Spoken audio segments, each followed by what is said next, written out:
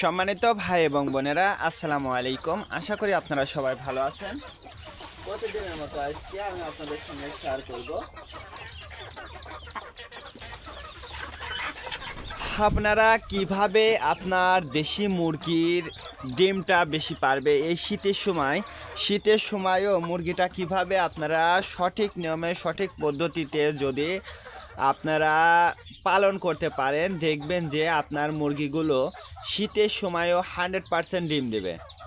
তো আপনাকে কিছু নিয়ম মেনে চলতে হবে, কিছু পদ্ধতি কিন্তু মেনে চলতে হবে। যদি এই পদ্ধতিগুলো আপনারা মেনে চলতে পারেন তাহলে দেখবেন যে ইনশাল্লাহ আপনার মুরগিগুলো এই শীতের সময়ও ফুল ডিম পাবেন।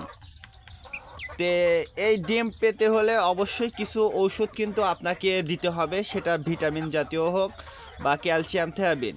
তো আমি আজকে সেই বিষয় নিয়ে শেয়ার করব। অবশ্যই আপনারা ভিডিওটা না টেনে শেষ পর্যন্ত দেখবেন। তে আপনারা সর্বপ্রথম যে কাজটা করবেন সেটা হচ্ছে আপনার খাবারের পরিবর্তন আনতে হবে। আপনার মুরগির খাবারে অবশ্যই পরিবর্তন আনতে হবে। সেটা আপনাকে পুষ্টিকর খাবারটা দিতে হবে, তার কারণ এই শীতের সময় কিন্তু মুরগির পুষ্টিটা কমে যায় এবং রোগ প্রতিরোধ ক্ষমতাটা কিন্তু কমে যায়। তো এই জন্য অবশ্যই আপনাকে কিছু ওষুধ দিতে হবে। তো সর্বপ্রথম আমি যে ওষুধটা দেখাবো সেটা হচ্ছে এডিই। এই এডিই মুরগির কিন্তু ডিম, অর্থাৎ যাদের মুরগি ঠিক মতো ডিম পারে না বা ডিম খুবই কম পারে, ডিম পারলেও খুব কম পারে, তাদের মুরগির জন্য এই এডিই এটা কিন্তু খুবই গুরুত্বপূর্ণ একটা ওষুধ। এর সঙ্গে আপনারা আরও একটা ওষুধ দিতে পারেন, সেটা হচ্ছে থেয়াবিন, ক্যালসিয়াম। এই জাতীয় ওষুধ কিন্তু অবশ্যই আপনার মুরগিকে এই শীতের সময় খাওয়াতেই হইবে। যদি আপনারা নিয়ম মেনে যদি এই ওষুধ তিনটা যদি খাওয়াইতে পারেন তাহলে কিন্তু আপনাদের মুরগিটা ঠিকমতো ডিম দেবে, কোনো ধরনের বেকার ছাড়াই।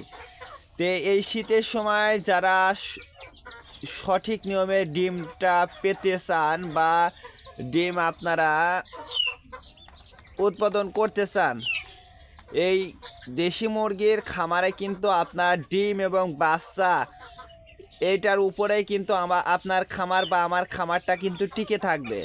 আর এই খামারটা টিকে রাখার জন্য অবশ্যই ডিমটা আমাদের জন্য খুবই গুরুত্বপূর্ণ এবং বাচ্চা উৎপাদনটাও কিন্তু আমাদের জন্য গুরুত্বপূর্ণ। আমরা যদি ডিম এবং বাচ্চা উৎপাদন করতে যদি ব্যর্থ হই তাহলে কিন্তু আমাদের খামারটা বেশি দিন টিকবে না।